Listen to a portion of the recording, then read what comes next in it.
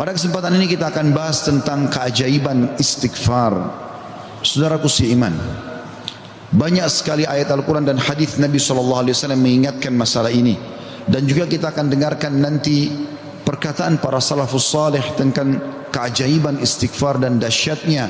Begitu juga insya Allah kita akan sebutkan apa yang didapatkan pada saat seseorang melazimkan istighfar itu. Mungkin sebagian orang terlintas di benaknya, istighfar kami semua sudah tahu. Tapi pertanyaannya, apakah anda sudah rutinkan? Nanti akan lebih jelas insya Allah dengan statement para ulama salaf tentang masalah ini. Beranjak bahasan kita saudaraku seiman, perintah Allah subhanahu wa ta'ala kepada nabinya Muhammad sallallahu alaihi wa ala alihi wa sahbihi wasallam yang sudah diampuni dosanya yang lalu dan akan datang. Allah berfirman, A'udzu billahi minasyaitonir rajim, dalam surah An-Nasr ayat 3, fasabbih bihamdi rabbika wastaghfir innahu kana ghaffara. Maka bertasbihlah engkau hai Muhammad dengan memuji Tuhanmu dan mohon ampunlah kepadanya. Padahal Nabi Muhammad SAW sudah diampuni dosa-dosanya yang lalu dan akan datang.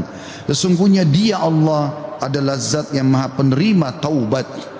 Juga dalam ayat yang lain, dalam surah Muhammad ayat 19, Allah memerintahkan Nabinya Muhammad SAW istighfar. A'udzu billahi minasyaitonir rajim, wastaghfir li dzambik walil mu'minina wal mu'minat wallahu ya'lamu mutaqallabakum wa mathwaakum. Dan mohonlah ampun bagi dosamu hai Muhammad dan bagi dosa orang-orang beriman laki-laki dan orang beriman perempuan, dan Allah maha mengetahui tempat kamu berusaha dan tempat tinggalmu.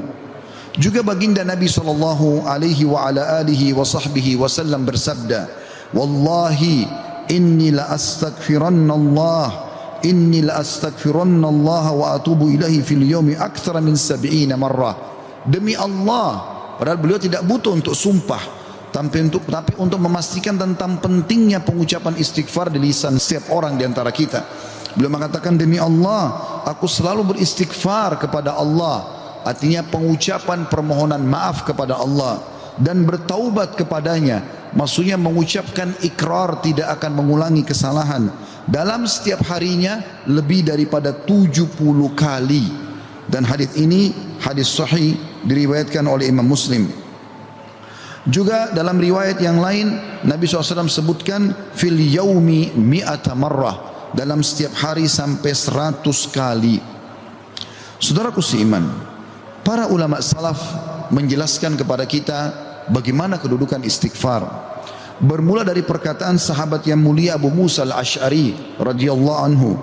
Beliau mengatakan, dahulu kita memiliki dua pelindung dari azab atau siksaannya Allah. Salah satunya telah pergi, yaitu keberadaan Rasulullah sallallahu alaihi wa ala alihi wa sahbihi wasallam di tengah-tengah kita. Selama Nabi masih hidup sallallahu alaihi wasallam, mereka tinggal datang ke Nabi mengatakan mohon ampunlah untuk kami. Tapi sekarang Nabi sudah meninggal, maka sudah hilang satu kesempatan itu untuk menghilangkan azab, gangguan, gempa, banjir, bencana, kesulitan, wabah seperti sekarang. Dan tersisa satu, yaitu istighfar. Apabila ia juga telah pergi dari lisan seseorang di antara kita, maka niscaya kita binasa.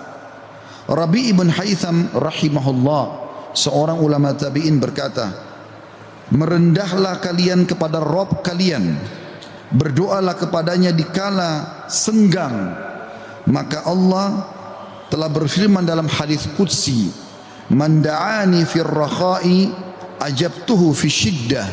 Siapa yang memohon kepadaku pada saat dia senggang, aku akan penuhi kebutuhannya pada saat lagi sempit. Wa man sa'alani a'taitu, dan siapa yang memohon kepadaku pasti aku akan beri, kata Allah. Wa man tawadha'a li rafa'tu, dan siapa yang merendah karena aku akan angkat derajatnya. Wa man tafarraga li rahimtu, dan siapa yang meluangkan waktu untuk ibadah kepadaku, aku akan kasihi dia. Wa man istaghfarani ghafartulah, dan siapa yang memohon istighfar kepadaku, memohon ampun, aku pasti akan memaafkan kesalahannya. Sahal radhiyallahu anhu telah berkata tentang istighfar dalam menghapus dosa. Beliau mengatakan, Permulaan istighfar adalah pengampunan atau mengingat, memanggil Allah. Kemudian akan bergantung kepada Allah, lalu kemudian tidak akan mengulangi kesalahan-kesalahan. Ibnul Jauzi berkata rahimahullah, iblis berkata, aku membinasakan anak cucu Adam dengan dosa, dan mereka membinasakanku dengan istighfar dan ucapan la ilaha illallah. Manakala aku melihat hal itu pada mereka, aku tanamkan hawa nafsu pada mereka, di mana mereka berbuat dosa tapi mereka tidak beristighfar, karena mereka mengira diri mereka telah berbuat baik. Dan kata para ulama menanggapi statement Ibnu Jauzi rahimahullah, yang pertama syaitan tanamkan adalah supaya manusia lalai berbuat dosa. Pada saat dia sudah berbuat dosa, syaitan akan lalaikan dia supaya tidak istighfar, karena istighfar adalah kata kunci dihilangkan dosa tersebut dan akhirnya azab Allah tidak datang. Qatadah rahimahullah berkata, Al-Quran menunjuki kalian penyakit dan juga obat sekaligus untuk menyembuhkan kalian. Penyakit kalian adalah dosa-dosa, dan obat penyembuh kalian adalah istighfar. Permasalahan apapun akan selesai dengan istighfar. Andai saja sebuah wilayah disepakati dari pemimpinnya sampai masyarakatnya memasyarakatkan dan membudayakan istighfar di lisan mereka, di meja-meja makan mereka, di halaman rumah mereka, di meja-meja kerja mereka, di masjid mereka, di pasar mereka, demi Allah wahai saudaraku seiman, permasalahan di wilayah itu akan selesai semuanya dan rezeki akan terbuka seluas-luasnya. Anda akan dengarkan nanti kurang lebih 9 manfaat daripada istighfar itu sendiri.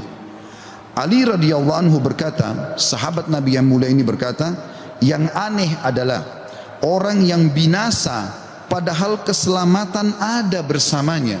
Orang bisa kena gempa, banjir, penyakit kronis, kemiskinan, kesusahan hidup. Kata Ali radhiyallahu anhu, yang aneh adalah orang yang binasa padahal keselamatan ada bersamanya. Lalu beliau ditanya radhiyallahu anhu, apa keselamatan yang Anda maksudkan?